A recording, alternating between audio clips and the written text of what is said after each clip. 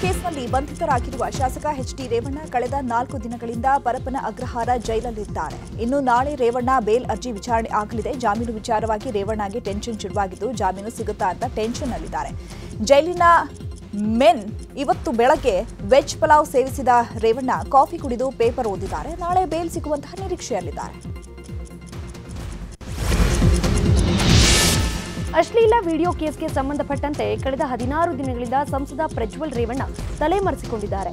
ವಿದೇಶಕ್ಕೆ ತೆರಳಿರುವ ಪ್ರಜ್ವಲ್ ರೇವಣ್ಣಗೆ ಈಗಾಗಲೇ SIT blue corner notice ಜಾರಿ ಮಾಡಿದ್ದಾರೆ. ಪ್ರಜ್ವಲ್ ರೇವಣ್ಣ ಪತ್ತೆಗೆ ಎಸ್ಐಟಿ ಶತಪ್ರಯತ್ನ ನಡೆಸುತ್ತಿದ್ದು ಮಾಹಿತಿ ಸಿಕ್ಕ ಕೂಡಲೇ ವಿದೇಶಕ್ಕೆ ತೆರಳಿ ಬಂಧಿಸುವ ಸಾಧ್ಯತೆ ಇದೆ. ಅತ್ಯಾಚಾರ ಆರೋಪದ ಮೇಲೆ ಬಿಜೆಪಿ ಮುಖಂಡ ಹಾಗೂ ವಕೀಲ ದೇವರಾಜೇಗೌಡ ಅರೆಸ್ಟ್ ಆಗಿದ್ದಾರೆ. ಹೊಳೆನರಸೀಪುರ ಪೊಲೀಸರು ಅತ್ಯಾಚಾರ ಪ್ರಕರಣ ಸಂಬಂಧ ನಿನ್ನೆಯಿಂದ ದೇವರಾಜೇಗೌಡರನ್ನ ವಿಚಾರಣೆ ಮಾಡುತ್ತಿದ್ದಾರೆ. ಇನ್ನು ದೇವರಾಜೇಗೌಡ ಬಂಧನಕ್ಕೂ ಮುನ್ನ ದೆಹಲಿಗೆ ತೆರಳುತ್ತಾ ಇದ್ರಂತೆ. ದೆಹಲಿಯಲ್ಲಿ ರಾಷ್ಟ್ರೀಯ ಬಿಜೆಪಿ ನಾಯಕರನ್ನ ಭೇಟಿ ಮಾಡಿ ಪೆನ್ಡ್ರೈವ್ ಸಂಬಂಧ ಸುದ್ದಿಗೋಷ್ಠಿ ನಡೆಸಲು ಮುಂದಾಗಿದ್ರಂತೆ. ಅಷ್ಟರಲ್ಲಿ ಹೊಳೆನರಸೀಪುರ ಪೊಲೀಸರು ಆತನನ್ನು ಬಂಧಿಸಿದ್ದಾರೆ.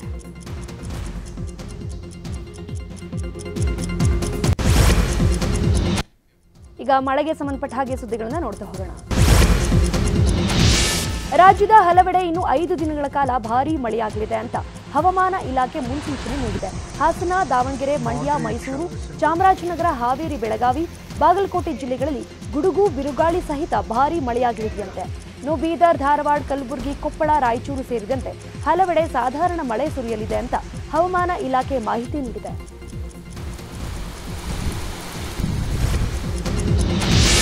ಬೆಂಗಳೂರಿನಲ್ಲಿ ಮಳೆಯ ರಭಸಕ್ಕೆ ಬೃಹತ್ ಮರ ಧರೆಗುರುಳಿದೆ. ಗಿರಿನಗರದಲ್ಲಿ ನಿಂತಿದ್ದ ಕಾರಿನ ಮೇಲೆ ಮರ ಬಿದ್ದಿದ್ದು ಕಾರು ಜಖಂಗೊಂಡಿದೆ. ಸದ್ಯ ರಸ್ತೆ ಮೇಲಿದ್ದ ಮರವನ್ನ ಬಿಬಿಎಂಪಿ ಸಿಬ್ಬಂದಿ ತೆರವು ಮಾಡುತ್ತಿದ್ದಾರೆ. ಇವತ್ತು ಸಹ ಮಳೆ ಆಗುತ್ತೆ ಅಂತ ಹವಾಮಾನ ಇಲಾಖೆ ಮುನ್ಸೂಚನೆ ಕೊಟ್ಟಿದೆ.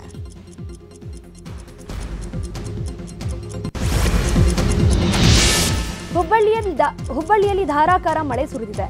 ನಗರದ ಮಾರುಕಟ್ಟೆ ಪ್ರದೇಶದಲ್ಲಿ ಮಳೆ ನೀರಿನಿಂದ ರಸ್ತೆ ಕಾಣದಂತಾಗಿದ್ವು. ಇನ್ನು ದಾಜಿವಾನಪೇಟ್, ಶಾ ಬಜಾರ್, ಕುಪ್ಪೀಕರ ರಸ್ತೆ ಸೇರಿದಂತೆ ಹಲವೆಡೆ ಟ್ರಾಫಿಕ್ ಜಾಮ್ ಉಂಟಾಗಿತ್ತು. ತಗ್ಗು ಪ್ರದೇಶದ ಮನೆಗಳಿಗೆ ನೀರು ನುಗ್ಗಿದ್ದು ಜನಜೀವನ ಅಸ್ತವ್ಯಸ್ತಗೊಂಡಿದೆ. ಬೆಳಗಾವಿ ಜಿಲ್ಲೆಯ ಜನತೆಗೆ ವರುಣ ಇಂದು ತಂಪೆರೆದಿದ್ದಾನೆ. ಬೆಳಗಾವಿ ನಗರ ಸೇರಿದಂತೆ ಜಿಲ್ಲೆಯಾದ್ಯಂತ ಗುಡುಗು ಸಹಿತ ಸಿಡಿಲಬ್ಬರದ ಮಳೆಯಾಗಿದೆ. ಸುಮಾರು ಅರ್ಧ ಗಂಟೆಗೂ ಹೆಚ್ಚು ಸಮಯ ಸುರಿದ ಧಾರಾಕಾರ ಮಳೆಗೆ ರೈತರು ಸಂತಸಗೊಂಡಿದ್ದಾರೆ. ಕೊಪ್ಪಳ ಜಿಲ್ಲೆಯ ಹಲವೆಡೆ ಭರ್ಜರಿ ಮಳೆಯಾಗಿದೆ. ನರೇಕಲ್ ಗ್ರಾಮದಲ್ಲಿ ಸುರಿದ ಭಾರೀ ಮಳೆಯಿಂದಾಗಿ ಹಲವು ಮನೆಗಳ ಮೇಲ್ಛಾವಣಿ ಹಾರಿ ಹೋಗಿದೆ. ಹಾಗೆ ಹಲವು ಮರಗಳು ಧರೆಗುರುಳಿದೆ. ವೀರೇಶಪ್ಪ ಅನ್ನೋರ ಮನೆ ಮೇಲಿನ ಶೀಟ್ಗಳು ಹಾರಿ ಹೋಗಿದೆ. ಮತ್ತೆ ಮಳೆ ಬಂದ್ರೆ ಮನೆಯೊಳಗೆ ನೀರು ಬರುತ್ತೆ ಅಂತ ಕುಟುಂಬಸ್ಥರು ಆತಂಕವನ್ನ ವ್ಯಕ್ತಪಡಿಸಿದ್ದಾರೆ.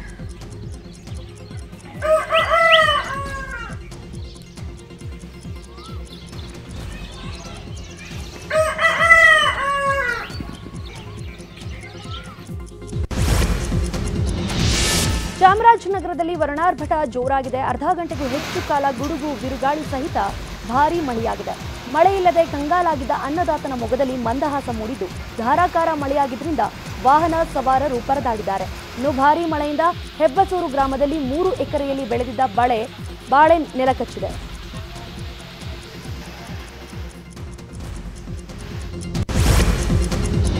ಚಿಕ್ಕಮಗಳೂರು ನಗರದ ಹಲವೆಡೆ ಬಿರುಗಾಳಿ ಸಹಿತ ಧಾರಾಕಾರ ಮಳೆಯಾಗಿದೆ. ಜಯಪುರ, ಎನ್ಆರ್ಪುರ, ಬಾಳೆಹೊನ್ನೂರು, ಮೂಡಿಗೆರೆ ಭಾಗದಲ್ಲಿ ಕಳೆದ ಅರ್ಧ ಗಂಟೆಯಿಂದ ಭಾರೀ ಮಳೆಯಾಗ್ತಾ ಇದೆ.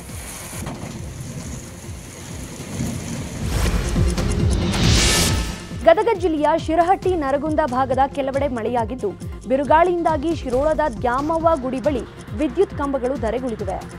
ಅದೃಷ್ಟವಶಾತ್ ವಿದ್ಯುತ್ ಸ್ಥಗಿತಗೊಂಡಿದ್ದರಿಂದ ಯಾವುದೇ ಪ್ರಾಣಾಪಾಯ ಸಂಭವಿಸಿಲ್ಲ. ಗ್ರಾಮದ ಕೆಲ ಮನೆ ಚಾವಣಿ ಜಖಂಗೊಂಡಿವೆ. ಮನೆಯೊಳಗೆ ಮಳೆ ನೀರು ನುಗ್ಗಿ ಜನ ಪರದಾಟ ನಡೆಸುವಂತಾಗಿದೆ.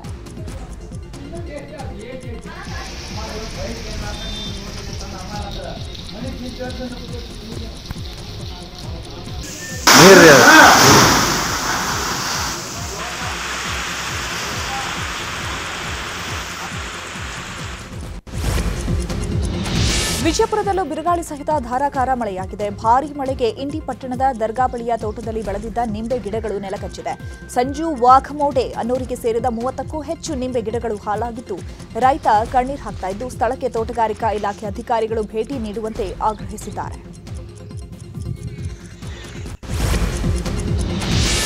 ಚಿಕ್ಕೋಡಿ ಜಿಲ್ಲೆಯಾದ್ಯಂತ ಸುರಿದ ಭಾರೀ ಮಳೆಗೆ ದೋಣವಾಡ ಗ್ರಾಮದಲ್ಲಿ ಮಳೆ ಗಾಳಿಗೆ ಬೃಹತ್ ಜಾಲಿ ಮರ ನೆಲಕ್ಕಪ್ಪಳಿಸಿದೆ.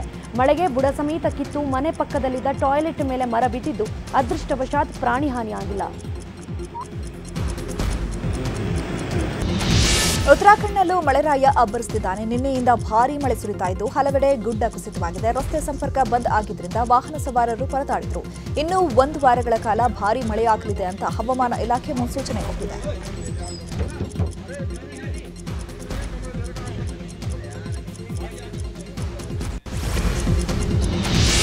ಈಗ ರಾಜ್ಯಕ್ಕೆ ಸಂಬಂಧಪಟ್ಟ ಹಾಗೆ ಸುದ್ದಿಗಳನ್ನು ನೋಡ್ತಾ ಹೋಗೋಣ.